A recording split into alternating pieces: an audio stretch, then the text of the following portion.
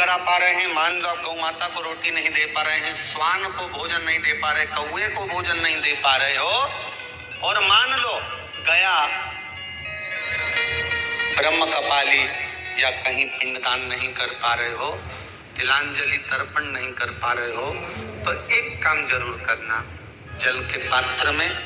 2 बूंद गंगा जल डालना और वो गंगा जल शंकर को रोज 16 दिन तक चढ़ाइए, पितृदोष समाप्त हो जाए। जब ज्यादा घर में पितृदोष हो ना,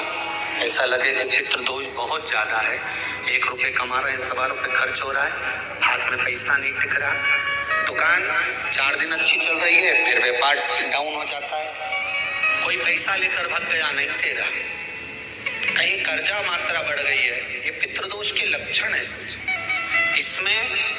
आपके घर में जो भी रुद्राक्ष पड़ा हो, जो भी रुद्राक्ष रखा हो,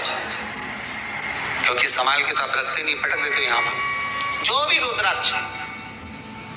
आपके घर में रखा हुआ, एक पानी के पात्र में उस रुद्राक्ष को डाल दीजिए, उसमें 1 चावल का दाना डाल दीजिए। महाराज, परिंदा जहां होता है, मटका, हंडा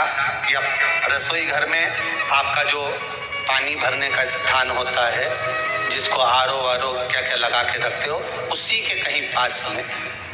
उस कलश को रख दीजिए, ऊपर से उसको ढक दीजिए।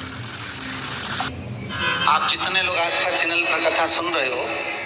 जितने फेसबुक यूट्यूब पर कथा सुन रहे हो, मोबाइल पर कथा सुन रहे हो, के मंदिर में शंख देव भी रखें, तुम्हारे घर के मंदिर में घंटाल भी रखा हुआ है, गरुड़ घंटा, तुम्हारे घर के मंदिर में गणेश जी भी बैठे, तुम्हारे घर के मंदिर में देवता भी बैठे, तुम्हारे घर के मंदिर में कुल देवी भी बैठी है। इतने बड़े मंदिर में और भी देवी देवता हो सकते हैं, उनका नाम हमें ध्यान में नहीं होगा, बद्रीनाथ गए होगे तो बद्री विशाल, केदार गए हो तो केदारनाथ, तो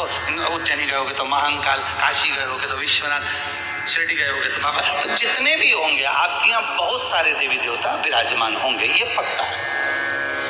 जितने कथा सुन रहे हो, ऐसा किसी का घर नहीं जिसके घर में भगवान नहीं, सबके घर में। जो नहीं सुन रहे उनके यहाँ भी है, एक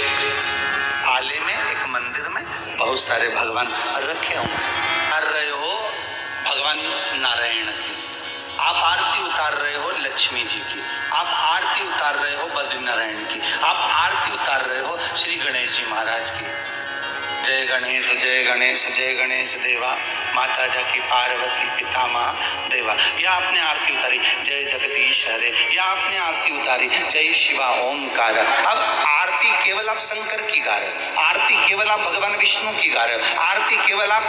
भगवान आदि आदि गणेश जी महाराज, देवी देवता जिसकी भी आप आरती गा रहे हो, जिसका भी आप भजन कर रहे हो, आरती आप केवल एक देवता की गा रहे हो, पर आप आरती सारे देवता कितने सारे बैठे हैं, तो गणेश जी के बाद क्या तुम देवी जी की आरती गाओगे?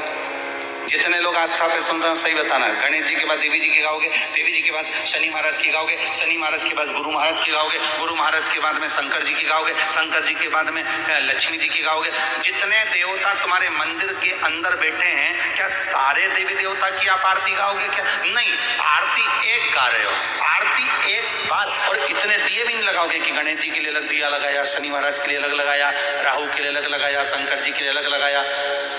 कुल देवी का दिया अलग, कुल देवता का दिया अलग, ये नहीं है। दिया एक लगा है,